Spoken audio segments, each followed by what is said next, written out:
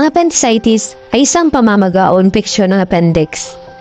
Maaari itong magdulot ng pananakit at ibang problema na mabilis magsimula at lumala. Dapat magsimula kaagad ang paggagamot upang mapigilan ang mga malubhang problema. Ang appendix ay isang maliit na supot na halos kasing laki ng iyong hinlilit na daliri. Nakasabit ito sa colon o yung malaking bituka. Hindi maliwanag ang gamit ng appendix, bagamat ipinapalagay na bahagi ito ng immune system katulad ng mga lymph node. Kung ito ay maging barado o maharangan, maaari itong maimpeksyon. Mga sintomas ng appendicitis. Tila mabilis na nagsisimula ang mga sintomas, kadalasan sa loob ng 1 hanggang 2 araw. Maaring kabilang sa mga ito ang pananakit na nagsisimula sa gitna ng iyong tiyan at pumupunta sa iyong ibabang kanang tagiliran. Tumitinding pananakit at presyon sa iyong tagiliran kapag naglalakad ka.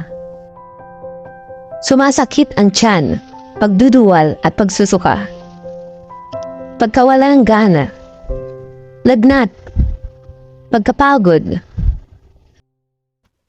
alinman sa pagtatahi o pagtitibi. Sa ilang kaso, maaring magpayo ang iyong tagapangalaga ng kalugsugan ng paggamot gamit ang mga antibiotiko. Maaring maging opsyon ito kung ang appendix ay hindi pa pumutok at wala kang ibang problema o panganib. Tumutulong ang paggamit ng mga antibiotiko na mapigilan ang pangangailangan mong sumailalim sa operasyon. Karaniwan ang pagtatanggal ng appendix sa pamamagitan ng operasyon. Tinatawag itong appendectomy. Kadalasan, itong pinakamahusay na pagpipilian. Pinakamabuti ang pagtanggal ng appendix bago pa ito pumutok. Kung pumutok ang appendix, maaari itong magdulot ng matinding problema sa kalusugan. Ang hindi pagkakaroon ng appendix ay hindi dapat makapekto sa iyong pangmatagalang kalusugan.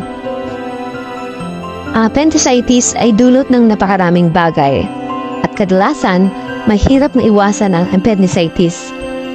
Dahil dito, napakahalaga mo ipag-ugnayan agad sa iyong doktor kung nararamdaman mong may appendicitis ka. Sa ganitong paraan, mababawasan mo ang tsansang pumutok ito at magdulot ng mas seryosong mga problema sa kalusugan. Again, this is Dr. Marlene Urbano Ligas, your health advocate.